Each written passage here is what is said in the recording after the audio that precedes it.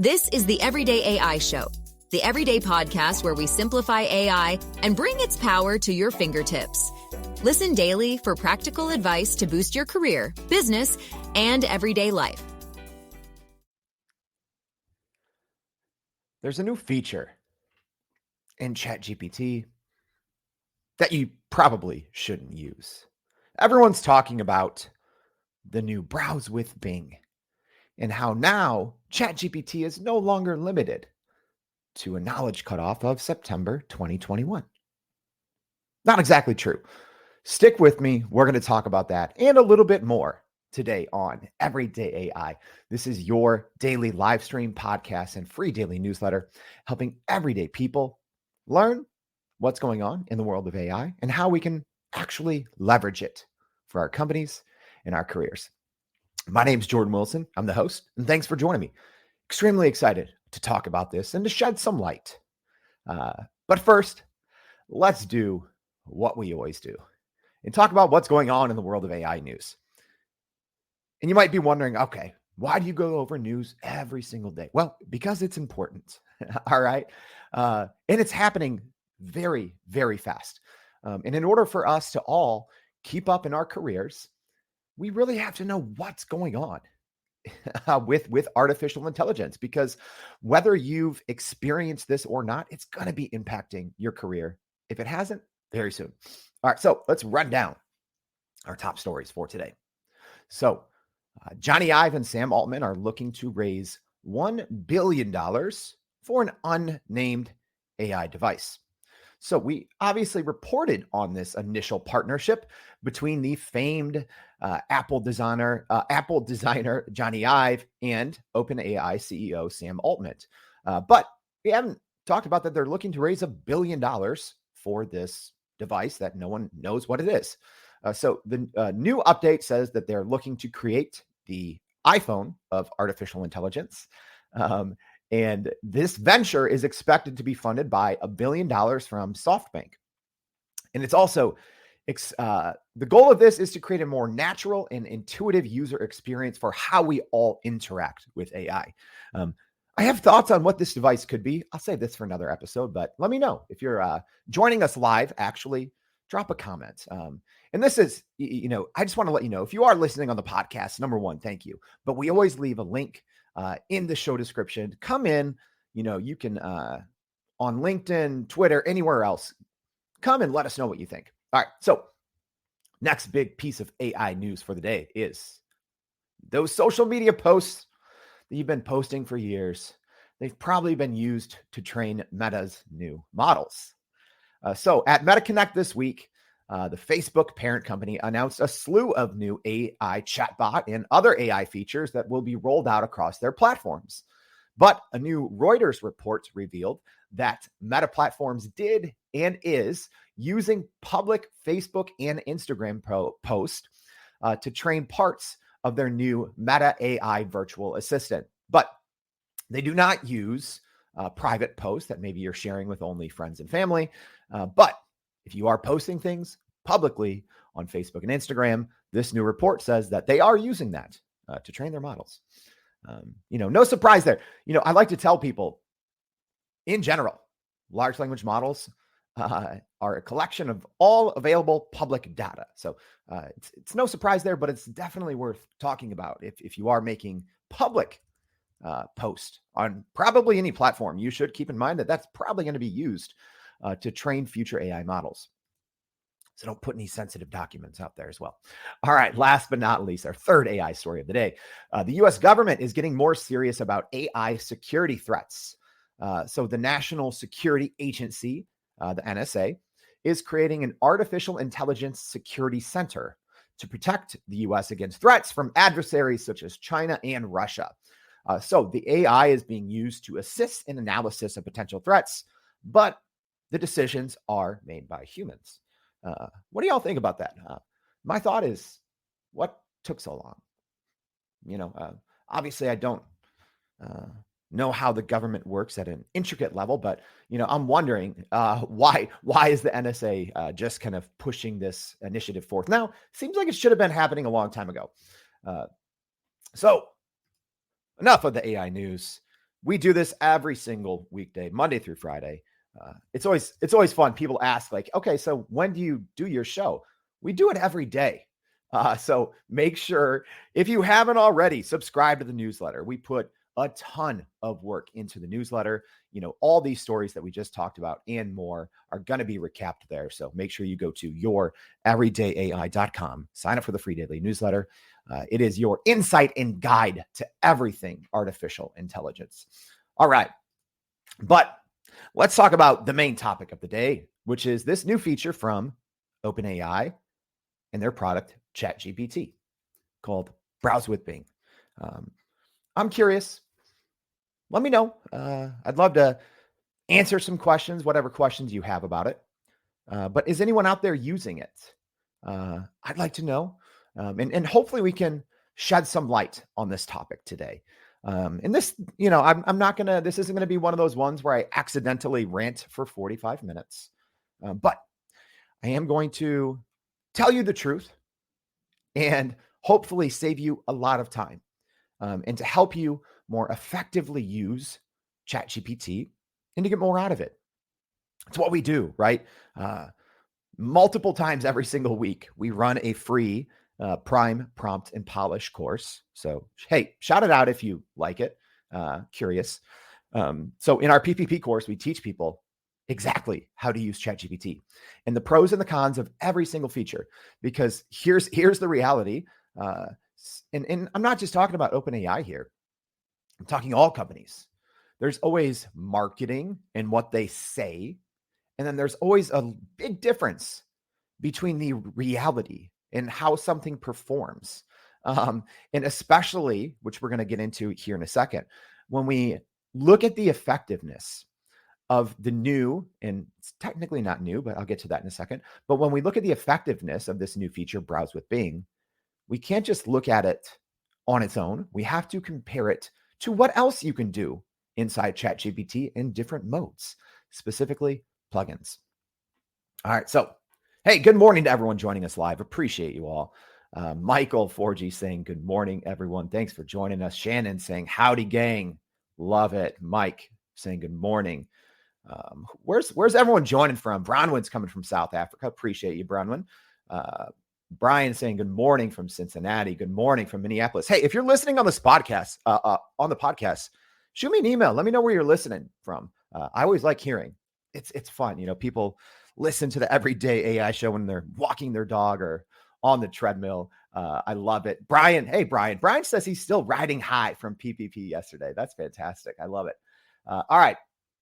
So let's get in. Let's get into the topic at hand, shall we? So Trey has a comment about it. So he's saying he switched on the Browse with Bing feature in ChatGPT and could not figure out how to get ChatGPT to browse the internet. It keeps telling me its last update was January 2022. All right. So let's talk a little bit about the history first of Browse with Bing. Yes, there is a history. And then let's talk about why it's back now and why I think you should not use it. Okay. So the Browse with Bing was actually just re-released, okay, earlier this week. And kind of the messaging is that you're no longer limited to data from 2021. And there's some truth to that. And then there is some ambiguity. Okay. So I'm going to go ahead. I'm going to share this tweet here from OpenAI, right? And I want to talk specifically about the wording. So when they announced this or re-announced this new feature, they said ChatGPT can now browse the internet to provide you with current and authoritative information, complete with direct links to sources. It is no longer limited to data before September 2021. Okay. So if we look at that word by word, it is true. However, and I'm putting on my former reporter hat. I was a journalist for 7 years, very early on in my professional career. So There's no lie here. That's all fact. As the kids say, no cap. That's what the kids say, right? However, the message that everyone is picking up and interpreting here is completely incorrect, which is why I said, okay, I have to have a show specifically on this and how we're interpreting this message from OpenAI, because what everyone is saying now is they're saying, oh, ChatGPT and GPT-4, now there is no knowledge cutoff, right? And real quick, let me explain the knowledge cutoff. So essentially, GPT is a model. It is a large language model from OpenAI. And think of it this way. It is trained on the entirety of the internet. Let's just say that there's 1.8 trillion parameters inside this model, but it is trained on the entirety of the internet and essentially all the information that existed up to September 2021. Okay, that is the base model. Now let's separate facts from marketing.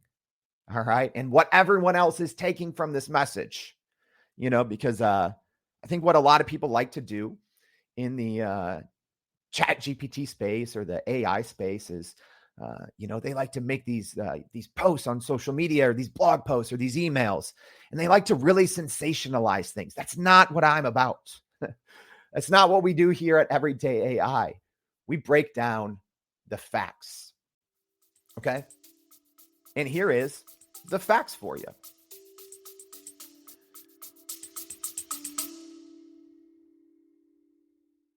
Are you still running in circles trying to figure out how to actually grow your business with AI? Maybe your company has been tinkering with large language models for a year or more, but can't really get traction to find ROI on Gen AI. Hey, this is Jordan Wilson, host of this very podcast. Companies like Adobe, Microsoft, and NVIDIA have partnered with us because they trust our expertise in educating the masses around generative AI to get ahead. And some of the most innovative companies in the country hire us to help with their AI strategy and to train hundreds of their employees on how to use Gen AI. So whether you're looking for ChatGPT training for thousands or just need help building your front-end AI strategy, you can partner with us too, just like some of the biggest companies in the world do. Go to youreverydayai.com/partner to get in contact with our team, or you can just click on the partner section of our website. We'll help you stop running in those AI circles and help get your team ahead and build a straight path to ROI on Gen AI.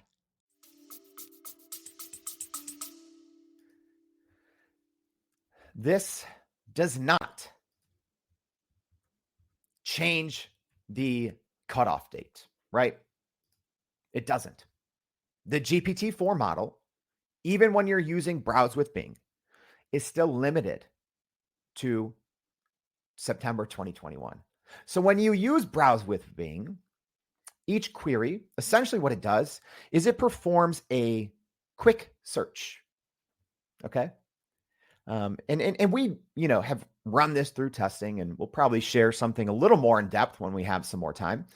But it's also not always accurate. Anytime a new feature comes out, we run it through a lot of testing.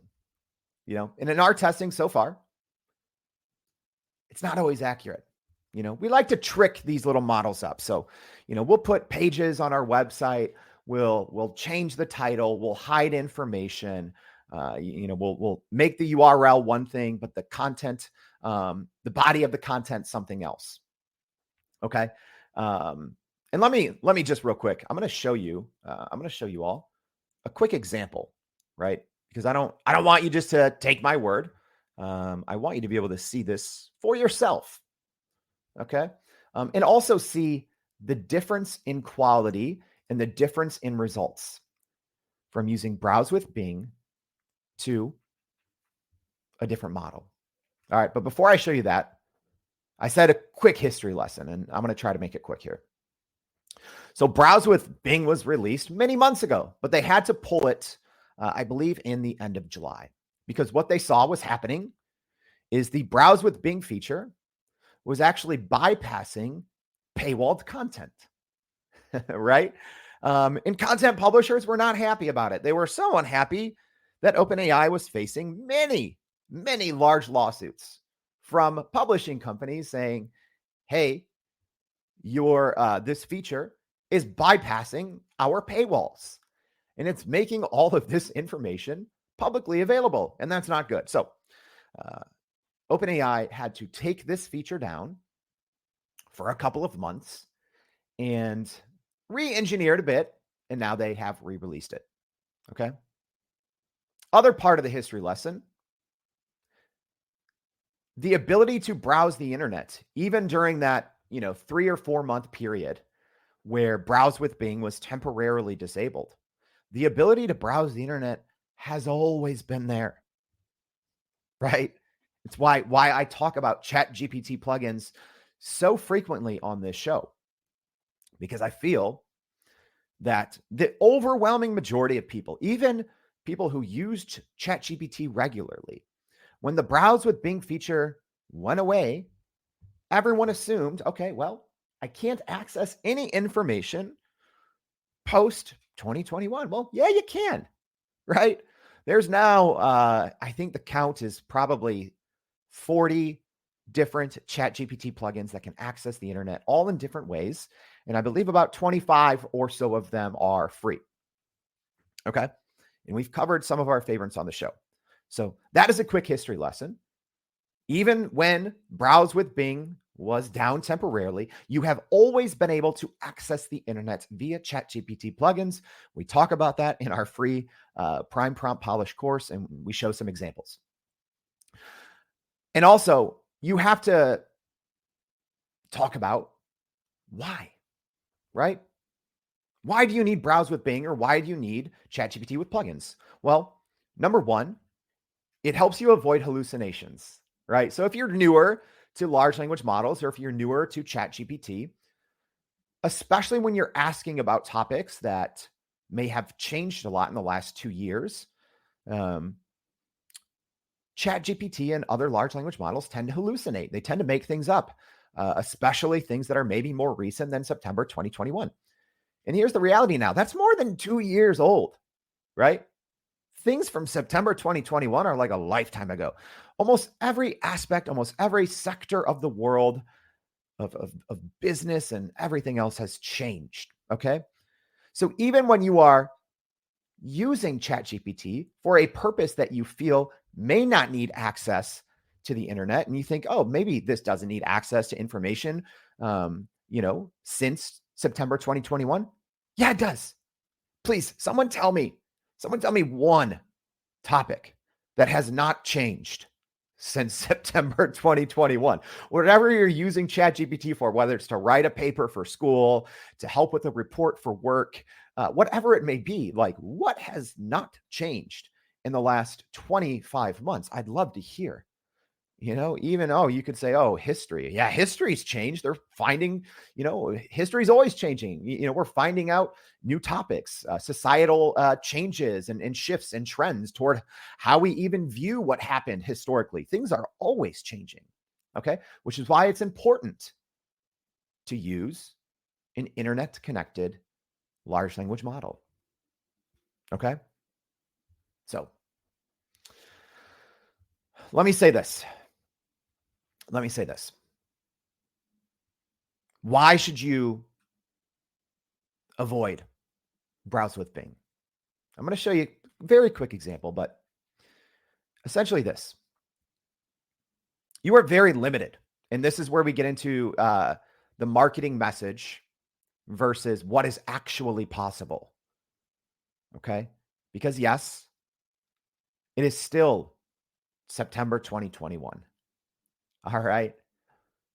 Whether you're using ChatGPT plugins or Browse with Bing, please keep in mind that doesn't erase that date.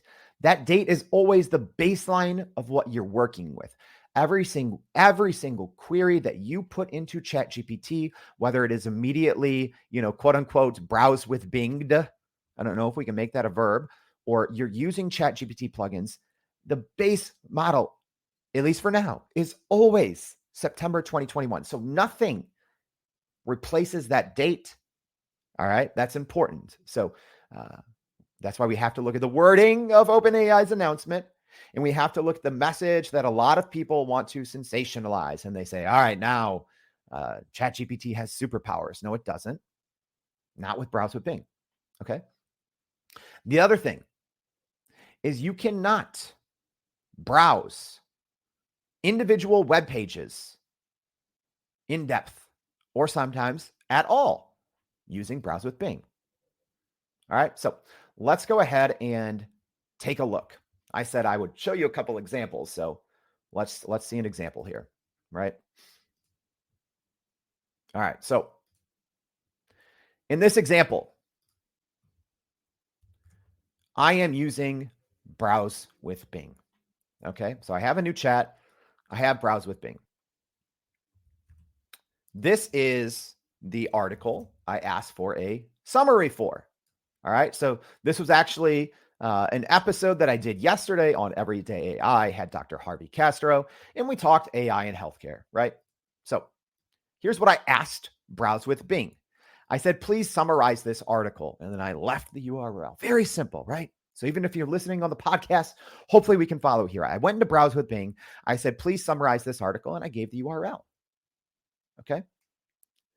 And the response here that I got from Browse with Bing is extremely topical.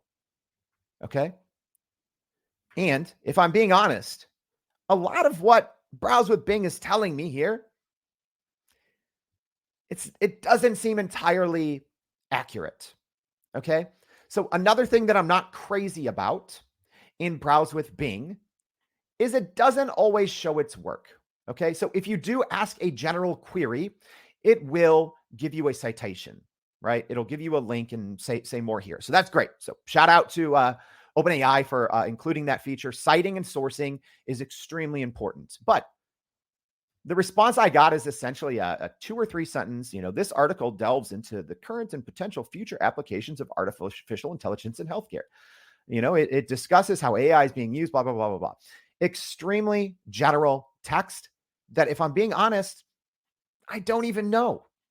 I don't even know if that is true or not, right? Even though, we had a 50-minute conversation. I'm looking at some of this. I'm like, we didn't really talk in depth about how data analysis can improve diagnosis, and that's the first thing that Browse with Bing mentions. I'm like, we mentioned that kind of in passing, but we didn't really specifically talk about that, right?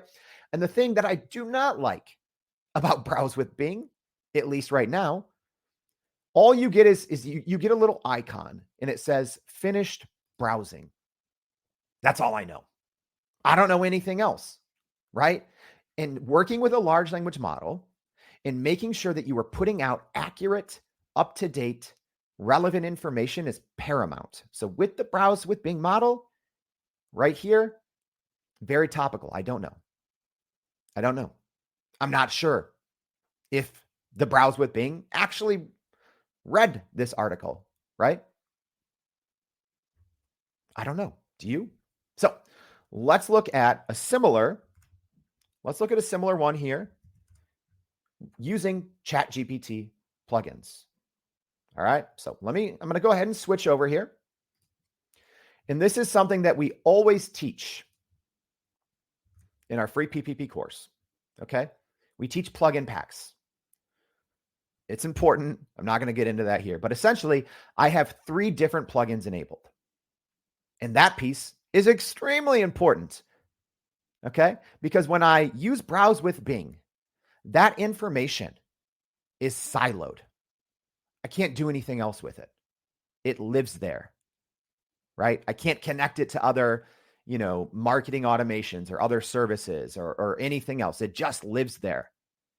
All right. So now we are viewing the exact same query in a new chat using plugins mode. Again, when you use Browse with Bing, you can't enable plugins. It is its own mode. So you have to choose. I'm either going to do this in Browse with Bing or I'm going to do this in plugins mode. So in this plugins mode, I have 3 plugins enabled. These are kind of my 3 go-to plugins. I'm using an internet connected plugin called Browser Op.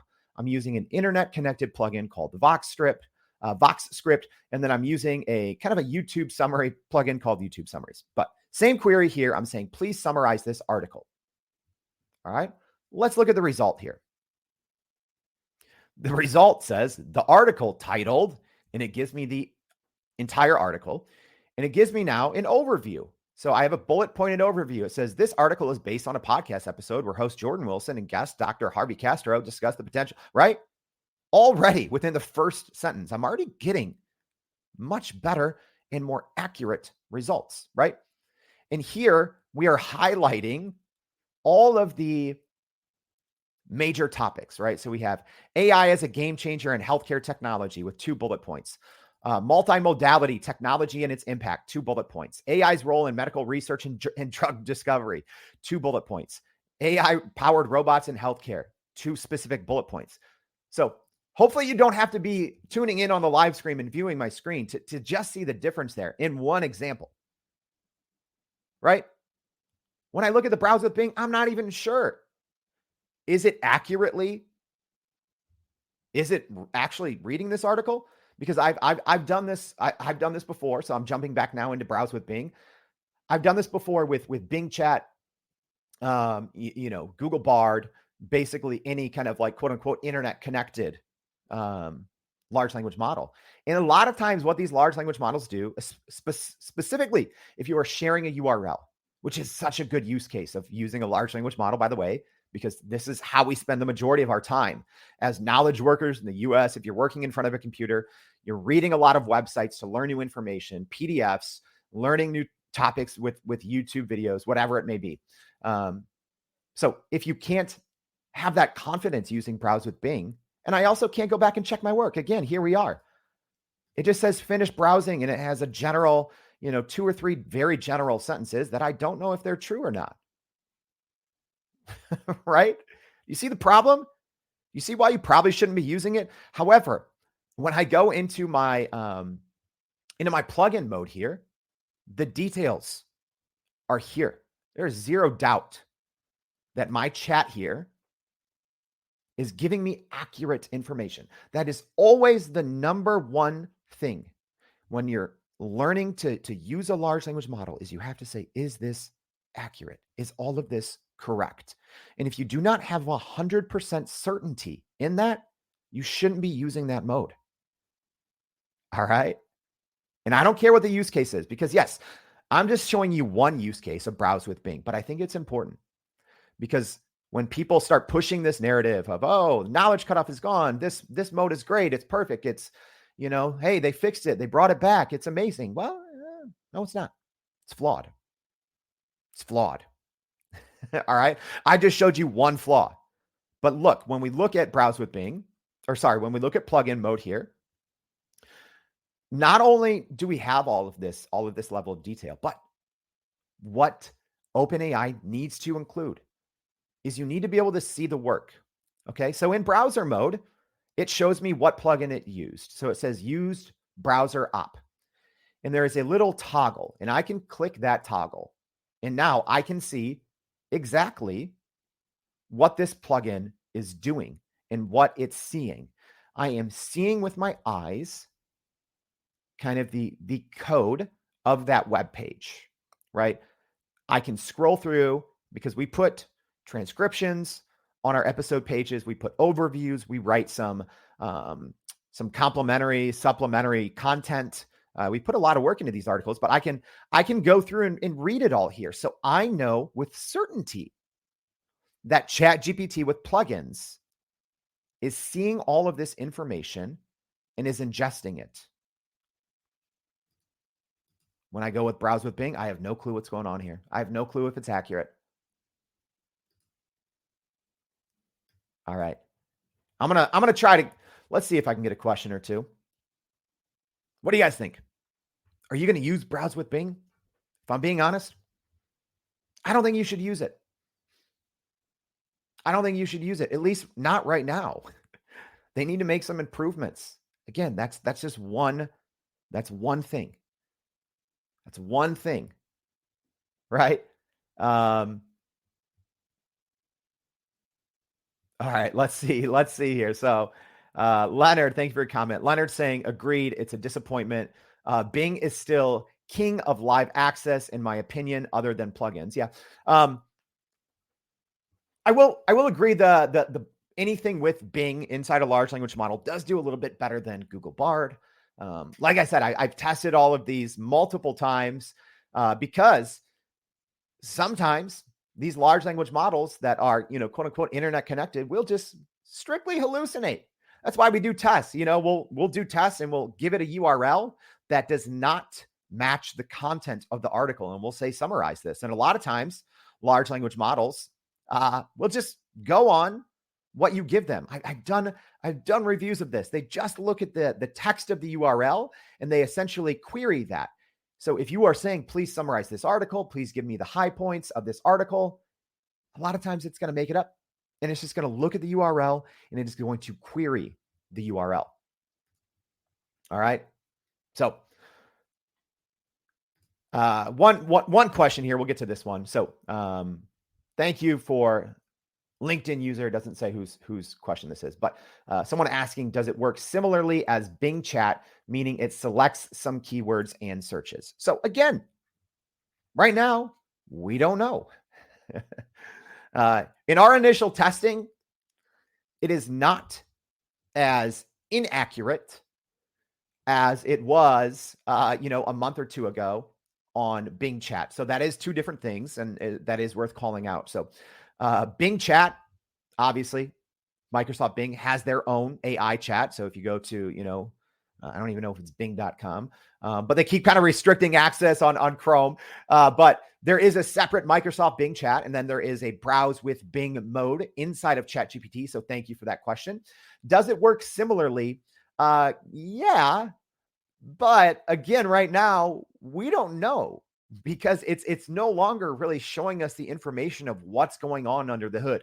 But thank you for that. We will run some further tests. This is just a new mode inside ChatGPT. So we wanted to bring this. Yeah. So yeah, Douglas, same thing. Another question. How does browse with Bing compare with Bing search, but the Bing AI search? Again, it's probably a little too early to tell, but I will tell you this. Thank you. Thank you for learning along with us. I promise you this wouldn't be a 45-minute tangent. So we're going to wrap things up here. And I'm going to give you the high level summary as we wrap out the week on the Everyday AI Show. Browse with Bing, this new feature from OpenAI that is available in ChatGPT, is its own mode. However, I recommend you do not use it, at least right now, as it is, for two main reasons. Number one, we still don't know accuracy. Presumably, it's a little more accurate than it was previously when they had to pull it. But even, I showed you right now, even on an article that I wrote on a podcast that I helped produce and I interviewed yesterday, I'm not even sure if the overview that Browse with Bing gave me is factual or if it's just querying the different words in the URL. I'm not sure. Number two, it doesn't show the work. Browse with Bing right now does not show the work. And that is paramount. When working with large language models, generative AI in general, we need transparency. We need to see exactly what's going on under the hood. Right now, we don't have access to that right now with Browse with Bing. And it's important to know, Browse with Bing is only available if you have ChatGPT Plus, the $20 a month plan. And if you have that, you also have access to plugins. So right now, I will still say do not use Browse with Bing as it is now. Instead, use ChatGPT with plugins. Use internet-connected plugins. They are more flexible and it doesn't live in a silo. Inside Browse with Bing, everything lives there. You can't do anything else. When you use ChatGPT with plugins, you can have one internet-connected plugin that can do a lot of different things. Read PDFs. It can, summarize YouTube videos. It can query the internet. It can visit a direct link and give you exactly what it's doing there. But then you can do more with that information, right? You can bring in a marketing automation plugin in that same chat. You can bring in access to a CSV. So you could be, summarizing, long articles or PDFs and pulling information out and putting all that information into a spreadsheet as an example, right? So Browse with Bing is essentially a version of a search inside of a large language model that you don't have a lot of control of, and you don't have really a record of what it's doing. ChatGPT with plugins, you can automate your entire business. You have much more transparency, much more flexibility, much more power in what you do to grow your company and grow your career. So that's it. For now, don't use Browse with Bing, use ChatGPT with plugins. All right. Thank you for joining this week. Hey, if this was helpful, let me know. What other questions do you have? I'm going to jump into the comments, some a little bit today. I'll get to some probably over the weekend or early next week. But what questions do you have? And hey, if this episode was helpful, maybe you're listening on the podcast, do me a favor, share this with someone. Share this with your friends. Tag someone in the comments. Or, you know what? Click on the links in the show notes and go to youreverydayai.com. Sign up for the free daily newsletter. Our team spends so much time on this newsletter, making sure, because sometimes I rant and ramble on the show, but we make sure that you have digestible information and more information than just what we talk about on the show. Every single day, we talk about even more than the top AI news pieces. We have more AI news, but we also have so many other things of what's going on in the world of AI. So make sure you go to youreverydayai.com, sign up for that free daily newsletter, check it out, reply, let me know what you like, what you want to see more of. Speaking see more of, I hope to see more of all you all next week with more Everyday AI. Thanks, y'all. And that's a wrap for today's edition of Everyday AI. Thanks for joining us. If you enjoyed this episode, please subscribe and leave us a rating. It helps keep us going. For a little more AI magic, visit youreverydayai.com and sign up to our daily newsletter so you don't get left behind. Go break some barriers, and we'll see you next time.